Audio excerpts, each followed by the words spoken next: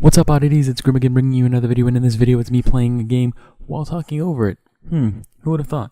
Anyway, in this video I kind of want to talk about why I like being a gamer and why I like Pokemon Go so much. So to start off, of course, some of you know in some of my previous videos that I have been a gamer since I was really little, like around 4 or so, and gaming has always been a huge part of my life, and I love it. It's fantastic. One of the best things to ever happen. The reason I like gaming is because it's a way to bring people together, and I think that's really important nowadays. And I know a huge YouTuber, the Game Theorist, covered this topic and why he gave the Pope the copy of Undertale. So I'll leave a link right here or in the description below, one of the two, whichever I can remember to edit. Anyway, the reason why I like gaming is because it's a way for people to come together, and almost just like how anime is as well, there's really not much discrimination. Like, the most you get is maybe a non-gamer who says that women aren't as good at video gaming than guys, but I wouldn't consider that as, a typical gamer. I think any like legitimate gamer thinks that girls are fairly equal, at least in my opinion. I don't mean to speak for everyone. That's just solely how I view it, because to me, I think that it is important to know that everyone can be equally good at games, no matter what the age, no matter what the gender, race, anything. I think if you're good at games, you are good at games. The next point is games have always been an inherent way to essentially be a part of something bigger than yourself. You know what I mean? You're always making friends, especially online. Like, granted, nowadays you can meet people online and it's not the same as having friends over, but in a sense it almost makes you guys closer because you guys get to talk about it. There's not the inconvenience of, oh, I need to be at your house to play it. You guys can play at separate times. Even if you want, that you can still come over. Some games you can still play split screen. So I definitely like that aspect of it. But I also like that I've connected with so many people over the years while gaming on Xbox Live that it's phenomenal. Like, the amount of friends I've made and the amount that I still talk to and that I'm friends with on Facebook. I like their post, I comment. It's amazing because now I have a goal to meet those people, and I have a reason to go, like, travel and possibly meet them one day. And the amount of YouTubers that I've met through gaming is just amazing as well. Granted, and not like talking down on anyone, but not like anyone like very famous, like, not like the PewDiePies and everything like that. But I've met big YouTubers, at least in my opinion. They're big, some amazing ones who have yet to be discovered, but I fully believe that they will be discovered because they have amazing personalities. They put a lot of effort into their videos. So I think that those kind of people will get recognized, and I can't wait to see them blow up. One day I hope to blow up as a YouTuber, maybe, hopefully. I've always been known to be like the sporadic type who uploads random stuff. So that's my style, because I like uploading random stuff. Like, I don't want you to ever know what you're going to get. I want it to be kind of random. That way it keeps you engaged. And I understand to some people that's not good, but then you have to understand it from my perspective of, like, I don't want to just sit there and play games. Sometimes I just want to talk over my gameplay. Sometimes I really want to talk while I'm gaming. Sometimes I just want to record a vlog. Sometimes I want to do a podcast. Sometimes I want to do a little skit. Sometimes I want to show you a recap of something I did. It's all just based on how I feel, and I don't know if that's a proper way to approach this yet, and it might change. Stuff on my channel has changed compared to when I first started up the channel. I said I would never edit, and then editing is now one of my favorite things to do, just to cut the pieces. I even have a job in editing at Strange Music. All of it is amazing and so rewarding in so many different ways to have this YouTube channel as an outlet to express myself. And I'm very thankful for all of you who listen and watch and give me some of your time, because I try to sit here and I try to watch everyone's YouTube videos that I can. I go on the Facebook page, New YouTubers. I try to go on as much as I can and see who else is posting, who's new, who's continuing to go back. I've made so many friends, subscribed to quite a few people who I probably wouldn't have known about if I wouldn't have reached out. And I think it's an amazing thing. It's kind of veering off the gaming thing, but I just had to go on that little tangent for a bit. But the reason I had to say all that is because if it wasn't for gaming, and if it wasn't for watching Rooster Teeth and stuff like that, which realistically they're the first ones that got me into wanting to do like Let's Plays and stuff like that. So that's why I have to say Rooster Teeth, because they're the ones that got me into it. Same with Scene Anners, Hutch, Chill Chaos, all of them, Vanos. They're the ones that inspired me to do it. And then just watching other YouTubers, I was inspired to do different content. And granted, I don't have it knacked down yet to where I can upload like solely on a scheduled basis, like vlogs on Tuesday, gaming on Wednesday, But for now, I just want to keep it random because it keeps it fresh. I would like to get on a schedule of like uploading on certain days at specific times. I think that would be important. However, the content I would like to keep random for now, just to fit my lifestyle, because I get up fairly early, and by the time I get home, I'm already up for like over 13 to 14 hours, and I get tired very easily, and my mind's not fully functioning. So that's one thing that I want to try to do.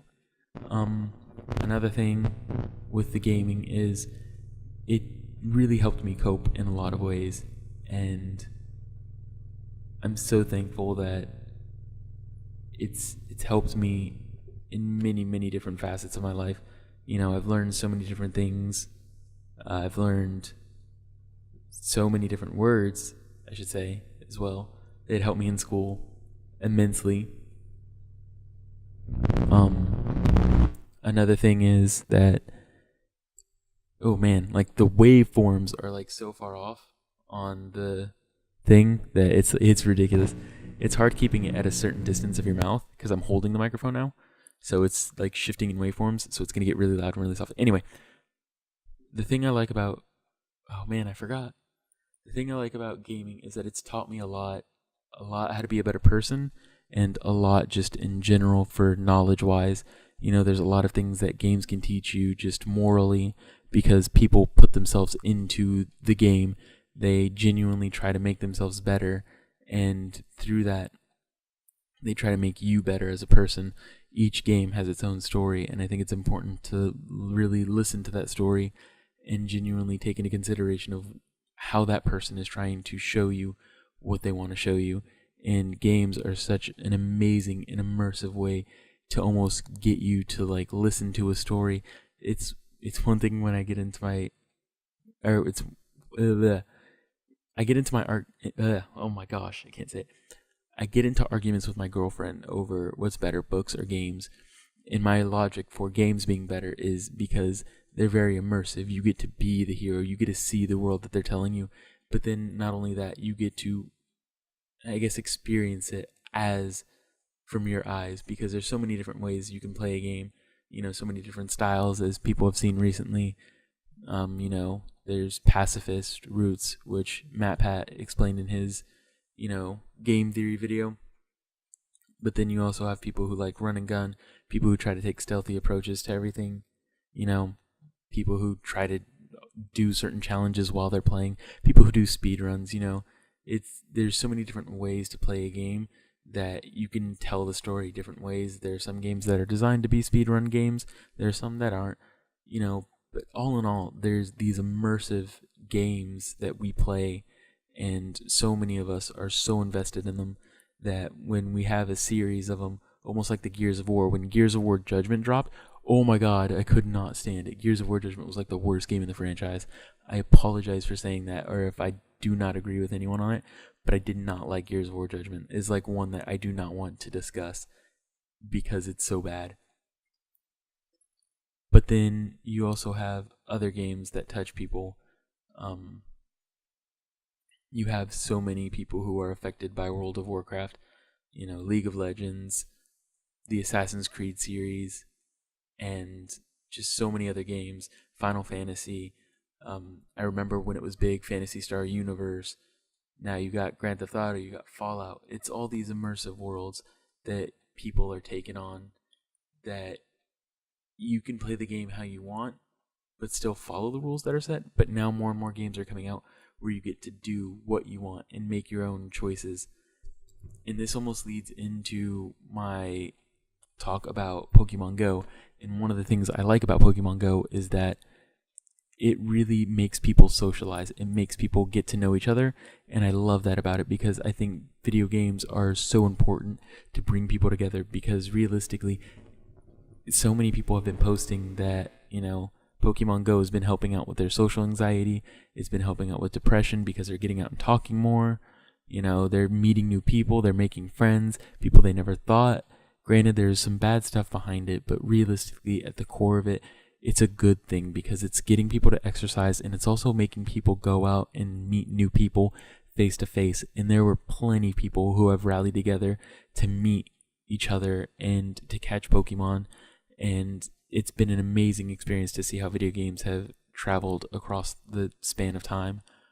And I think it's really important that people understand what video games are and not just take them as face value of when you hear about some of the major games, and don't pay attention to some of the littler games, almost like Pokemon, which, granted, here, let me explain it this way.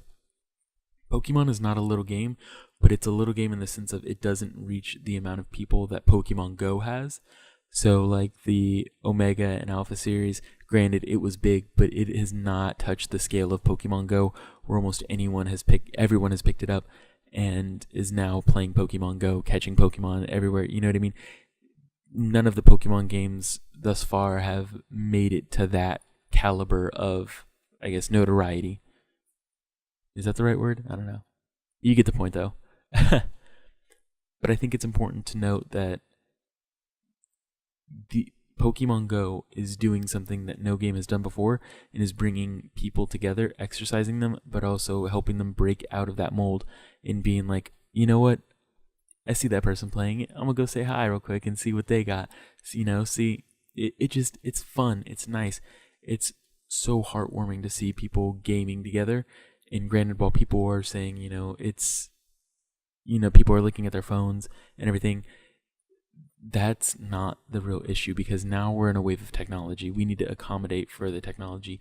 And as shitty as that sounds, it's important to know that, because in order for you to keep people interacting, you need something like Pokemon Go, because whether it seems like it or not, people are interacting with each other. They're getting competitive. They're posting about it. They're talking to their friends about it. People are saying like, hey, you want to meet up so we can go hunt for Pokemon? It's important because it's something that almost makes you need to have somebody around you for that comfort, but also to have a maximum amount of fun. Like, granted, you can go by yourself and it's still amazing fun. It will always be amazing fun, but there's nothing better than going out with people and hunting for Pokemon, and then finding somebody else out there who you just randomly meet and is now hunting for Pokemon with you guys, because you guys are all in this little circle of people. So I think it's amazing that video games are doing this, and Pokemon Go is by far one of the best and ingenious games that have come out in a long time. And before this gets even longer, I just want to thank you guys for listening.